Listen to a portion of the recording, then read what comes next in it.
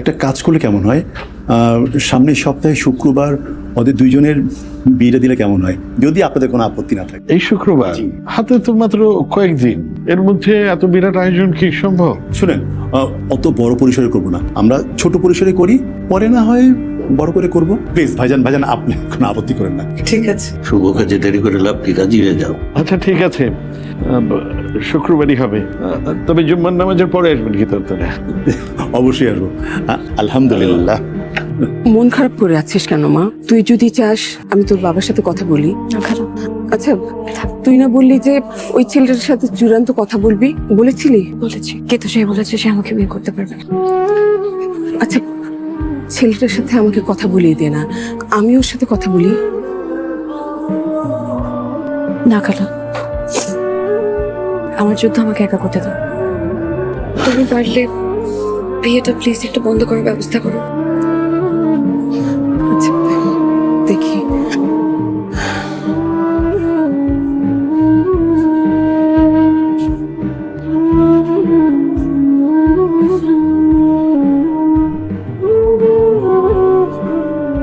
ভাইজান, ছেলে তো দেখলেন, কেমন লাগলো? ছেলে তো যা দেখলাম ভালোই মনে হলো। সোহেল, জি কালু। তোমার কি মত? কালো, যদি আমাকে জিজ্ঞেস করেন আমি বলবো ওই ছেলে হাজারে না কোটিতে একটা। এত ভালো ছেলে, দেখতে সুন্দর, বিদেশে থাকে।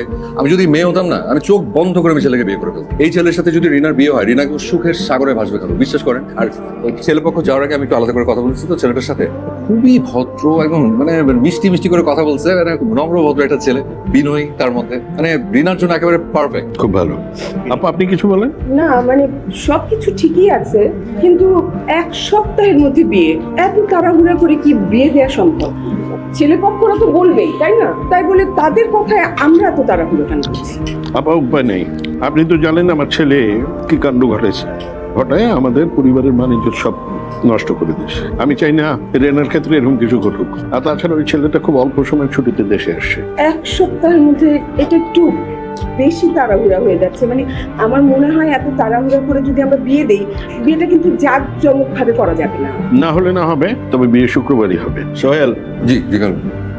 আমার ছেলেটা তো দেশে নেই, সময়ও খুব কম। এই অল্প সময় একা আমার পক্ষে তো এত কিছু অ্যারেঞ্জ করা সম্ভব না। তুমি আছো, তোমরা আছো, ভাই বোনরা মিলে বোনের বিয়ে সবকিছু অ্যারেঞ্জ করো। কি পারবে না? কালু, ঠিকঠাক বাজেট পেলে আপনি একদম নিশ্চিন্ত থাকেন, একদম সব কাজ ডান করে দেবো। তাহলে বিয়ের আগ পর্যন্ত তোরা এখানে থাক। বুবু, তুমিও এখানে থাকো।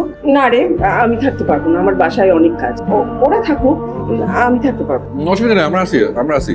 এই প্রত্যেকদিন এরকম হাঁসের মাংস মজা মজা খাবার তোরা জ্বালা মারে ফেলবো, ধারণা। যা চাও সব পাবা, অসুবিধা নেই। খালো, তাহলে কিছু টাকা দিয়ে সকালবেলা কাজ শুরু করে দিব। ভাইয়া, একটা জিনিস খেয়াল করছো যে রিনার বিয়ের ডেটটা লক হওয়ার পর থেকে না রিনা কেমন যদি থমকায় গেছে।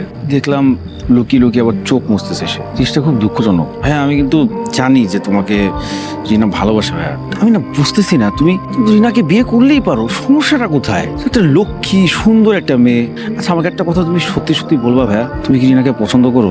পছন্দ করার মতো একটা মেয়ে, কিন্তু এটা ভুলে যাস কেন যে আমরা কাজিন। আমাদেরকে যেভাবে দেখতে আমাদের ফ্যামিলি অভ্যস্ত, ওই অভ্যস্ততার বাইরে কোনো কিছু মেনে নেওয়াটা অনেক কঠিন, সম্ভব না, কখনো সম্ভব।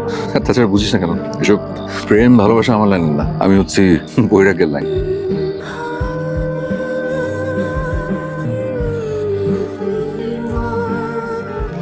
কিছু বেদনার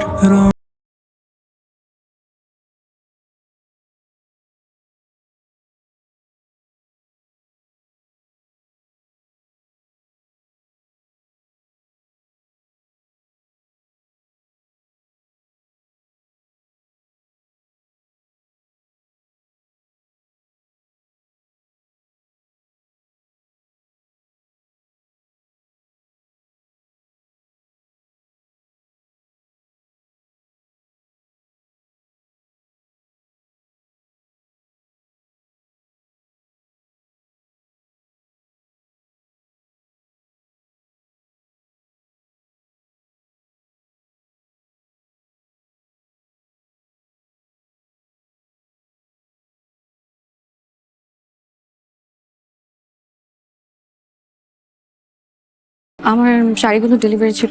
একটু বসেন প্লিজ, চা কফি খান, আমি নিয়ে আসতেছি। এরকম মুখ গরম করে আছিস কেন? তুমি ভালো করেই জানো তোমাকে ছাড়া অন্য কাউকে বিয়ে করা আমার পক্ষে সম্ভব না। তারপরে এইসব নাটক কেন করছো? আরেকটা ফালতু কথা বলে এবার কিন্তু থাপড় খাবি। এইসবই তো পারবা, ভালো তো আর বাঁচতে পারবা না। ওর কাজ হয়ে গেলে নিচে নিয়ে তো, আমি নিচে আছি।